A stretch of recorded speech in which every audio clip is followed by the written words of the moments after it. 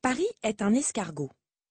Certes, Paris ne mange pas de salade, mais c'est un escargot quand même. Un escargot d'arrondissement. Un arrondissement, c'est une division administrative avec à sa tête un maire élu. À Paris, il y en a 20, numérotés de 1 à 20, qui forment une spirale qui part du centre, un escargot. Situons ensemble dans ce dédale quelques lieux connus de tous. Le musée du Louvre se trouve dans le 1er arrondissement, la Tour Eiffel dans le 7e, les Champs-Élysées sont dans le 8e et le Sacré-Cœur dans le 18e. Mais pour les Parisiens, les arrondissements ne sont pas uniquement des zones administratives ou géographiques. Ce sont des univers. Chaque numéro d'arrondissement évoque à tout Parisien quelques clichés bien définis. À l'ouest, il y a les riches. Si le 7e, le 8e et le 15e arrondissement sont bien lotis, c'est le 16e qui est l'archétype de l'arrondissement bourgeois, avec ses beaux immeubles et ses rues calmes, où se côtoient des vieilles dames aux caniches toilettées et des hommes d'affaires pressés. On dit d'ailleurs, pour décrire une personne chic, guindée, qu'elle fait très 16e. Comme dans la plupart des grandes villes européennes, les arrondissements les plus pauvres, eux, se trouvent au nord-est de la ville. Dans nos latitudes, les vents soufflant principalement d'ouest en est, la répartition de la population se serait rapidement opérée lors de l'industrialisation du XIXe siècle. À l'ouest, la bourgeoisie protégée des fumées, à l'est, les ouvriers sous la fumée.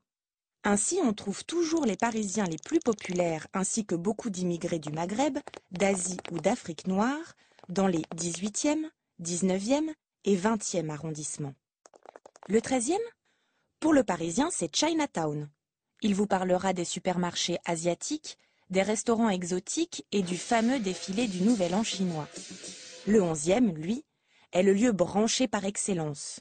Magasins bio, réparateurs de vélos et ateliers d'artistes attirent des populations jeunes et créatives.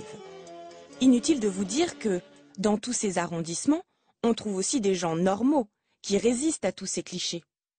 Paris n'a pas toujours été un escargot. Lorsque les arrondissements sont créés en 1795, la ville est plus petite, et il n'y en a que 12, numérotés de gauche à droite, et répartis en 2 lignes séparées par la Seine.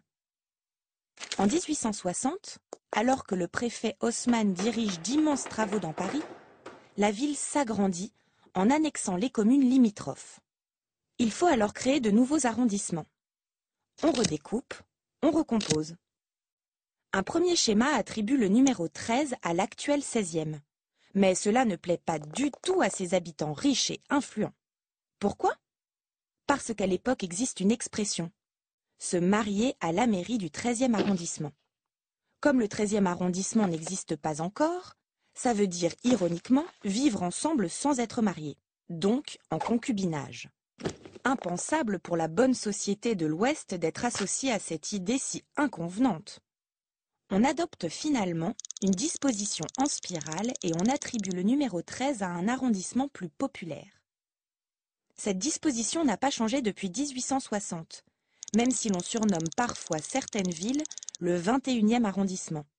Deauville par exemple, station balnéaire normande à 1h30 de Paris, où l'on trouve le week-end presque plus de Parisiens que de Deauvillais. Mais en réalité, l'escargot va-t-il s'agrandir encore? Il semble que l'avenir de Paris se prépare actuellement dans les bureaux du président de la République. Nicolas Sarkozy rêve du Grand Paris. Le Grand Paris, encore au stade d'ébauche, viserait à créer une vaste métropole en reliant Paris et ses banlieues. Et ça serait pour quand ce grand projet? Dans les années 2020. Et oui, c'est lent, un escargot.